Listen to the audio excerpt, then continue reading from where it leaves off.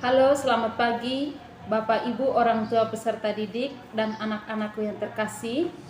Pada hari ini, tim guru kelas 3, Ibu Mensi, Pak Edwin, dan Ibu Ana akan menyampaikan panduan pembelajaran tahun pelajaran 2021-2022. Yang pertama, penggunaan kurikulum. Kurikulum yang digunakan adalah kurikulum darurat, yaitu penyederhanaan kompetensi dasar yang mengacu pada kurikulum 13. Yang kedua, kompetensi dasar yang diangkat adalah hal-hal yang esensial, yaitu kompetensi persyaratan untuk ke jenjang berikutnya. Yang kedua, sistem pembelajaran.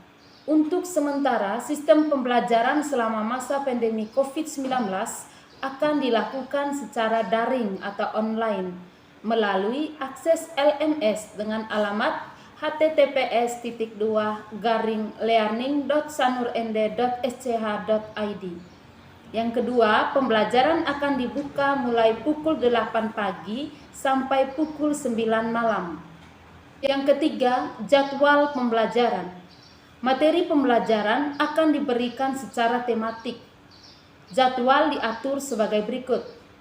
Hari Senin, Bahasa Indonesia dan PPKN. Hari Selasa, Pelajaran Agama. Hari Rabu, Matematika. Hari Kamis, Bahasa Inggris dan PJOK. Hari Jumat, SBDP. Hari Sabtu, penilaian harian. Yang keempat, penilaian. Penilaian terdiri dari 1. Penilaian afektif atau sikap. Yang kedua, penilaian kognitif atau pengetahuan. Yang ketiga, penilaian psikomotorik atau keterampilan. Penilaian afektif atau sikap. Yang dinilai adalah penilaian sikap spiritual. Yang dilihat dalam penilaian ini antara lain sikap berdoa dan membaca kitab suci. Catatan, penilaian sikap spiritual akan disesuaikan dengan kompetensi dasar yang ada pada muatan agama. Yang kedua, penilaian sikap sosial. Sikap sosial yang dinilai adalah kerjasama, tanggung jawab, dan peduli. Penilaian kognitif atau pengetahuan. Yang pertama, penilaian harian atau PH. Penilaian harian akan dilaksanakan setelah peserta didik selesai mengikuti pembelajaran dalam satu subtema. Yang kedua, penilaian tengah semester atau PTS. Penilaian tengah semester dilakukan setelah siswa menyelesaikan 2 atau 3 tema. Catatan, laporan penilaian tengah semester atau PTS akan diambil dari nilai murni yang dicapai siswa. Penilaian kognitif atau pengetahuan.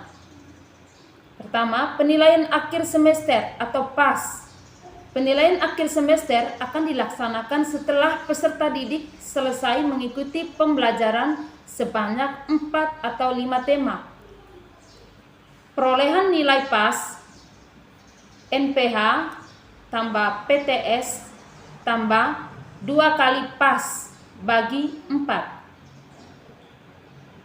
Kedua, penilaian akhir tahun atau PAT. Penilaian akhir tahun dilakukan setelah siswa menyelesaikan 4 atau 5 tema. Sistem perolehan nilai PAT sama seperti perolehan nilai PAS. Penilaian psikomotorik atau keterampilan.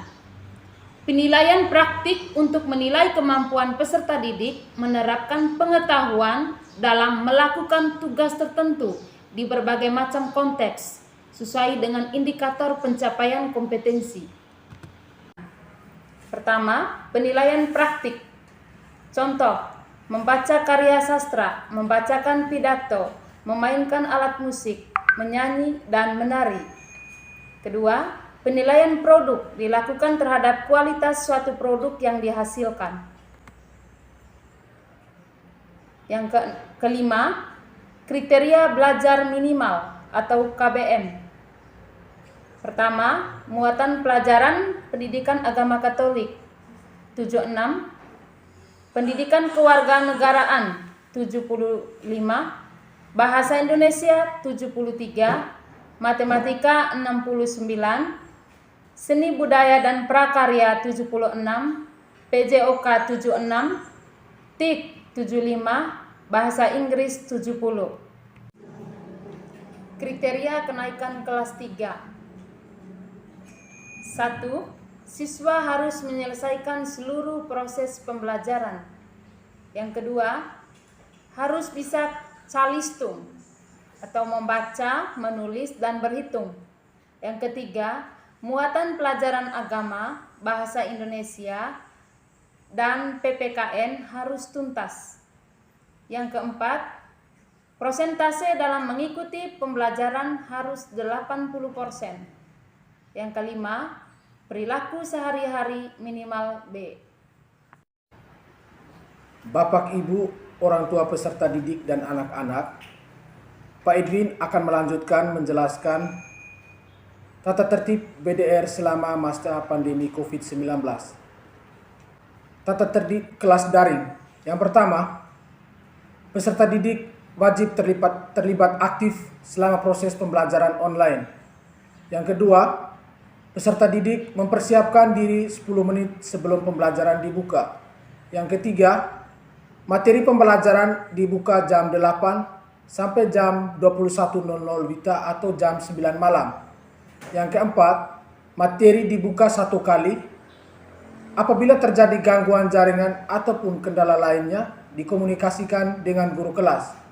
Yang kelima, peserta didik diharapkan untuk disiplin, menyelesaikan pembelajaran sesuai jadwal, jangan menunda karena setiap hari akan ada materi dan tugas yang baru. Yang keenam, mengirim aturan WA grup kelas antara lain. WA grup kelas dibuat dengan tujuan untuk menginformasikan seluruh kegiatan pembelajaran. Yang kedua, tidak diperkenankan mengupload apapun yang tidak berkaitan dengan proses pembelajaran. Tata tertib larangan dan kerjasama SDK Santa Ursula. Seragam. Yang pertama, pakaian seragam nasional, rok atau celana merah, blus atau kemeja putih dilengkapi dengan badge Serviam di dada sebelah kiri dan nama sekolah di lengan sebelah kanan. Yang kedua, pakaian seragam Serviam atau yayasan untuk kelas 1 sampai kelas 4, rok kotak-kotak bergaris hijau atau celana hijau dan baju hem putih berdasi. Yang ketiga, pakaian motif daerah untuk kelas 1 sampai kelas 3, rok atau celana coklat dan hem motif daerah. Yang keempat, kaos kaki putih, logo Serviam SDK Santa Ursula. Yang kelima, sepatu berwarna hitam. Yang keenam, seragam pramuka, rok atau celana coklat tua, baju coklat muda, dasi merah putih, kaos kaki hitam. Yang ketujuh, seragam olahraga, celana olahraga warna hijau, kaos logo Serviam, kaos kaki putih logo Serviam SDK Santa Ursula, sepatu hitam. Catatan, pakaian olahraga dipakai saat jam olahraga. 8. Setiap peserta didik wajib memakai seragam sekolah sesuai dengan ketentuan sebagai berikut. Hari Senin, memakai pakaian nasional lengkap, kaos kaki putih berlogo Serviam. Hari Selasa, seragam nasional, kaos kaki putih berlogo Serviam, sepatu hitam. Hari Rabu, memakai seragam Serviam atau yayasan, berdasi, kaos kaki putih berlogo Serviam, sepatu hitam. Hari Kamis, memakai motif daerah, celana atau rok pramuka, kaos kaki putih berlogo Serviam, sepatu hitam. Hari Jumat, minggu pertama dan minggu ketiga berpakaian sesuai kelompok SSA, celana atau rok pramuka. Minggu kedua dan minggu keempat berpakaian pramuka, kaos kaki dan sepatu hitam. Jika ada perayaan khusus, memakai baju bebas, rapi, bersih, dan sopan. Bapak, Ibu, orang tua murid, dan anak-anakku yang terkasih, Ibu Ana akan menyampaikan peraturan sekolah apabila pembelajaran dilakukan secara tatap muka. Yang pertama, Semua sudah berada di sekolah paling lambat pukul 06.50 untuk berbaris dan melaksanakan belajar mandiri. Yang kedua, peserta didik yang terlambat harap melaporkan ke guru piket sebelum masuk kelas serta mengisi buku tata tertib di kelas. Yang ketiga, peserta didik tidak diperkenankan meninggal sekolah selama jam pelajaran. Yang keempat, peserta didik yang tidak masuk sekolah agar melapor ke sekolah sebelum pelajaran dimulai lewat telepon atau surat keterangan.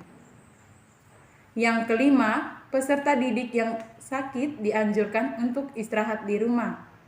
Yang keenam, izin hanya melalui kepala sekolah atau yang mewakili. Yang ketujuh, menghormati guru dan saling mengasihi antara sesama peserta didik. Yang kedelapan, menjaga nama baik sekolah selama berada di dalam maupun di luar lingkungan sekolah. Yang kesembilan, ikut bertanggung jawab atas pemeliharaan gedung, halaman, perabotan dan peralatan sekolah.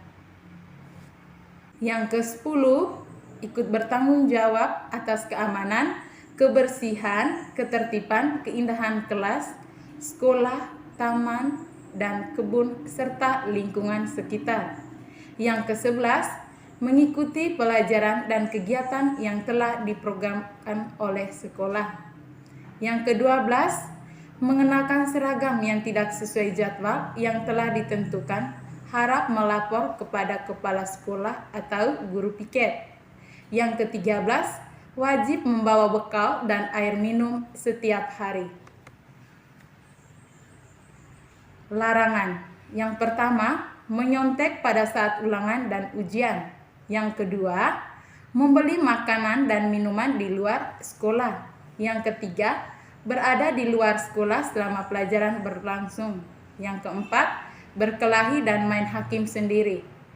Yang kelima, mengganggu jalannya proses pembelajaran.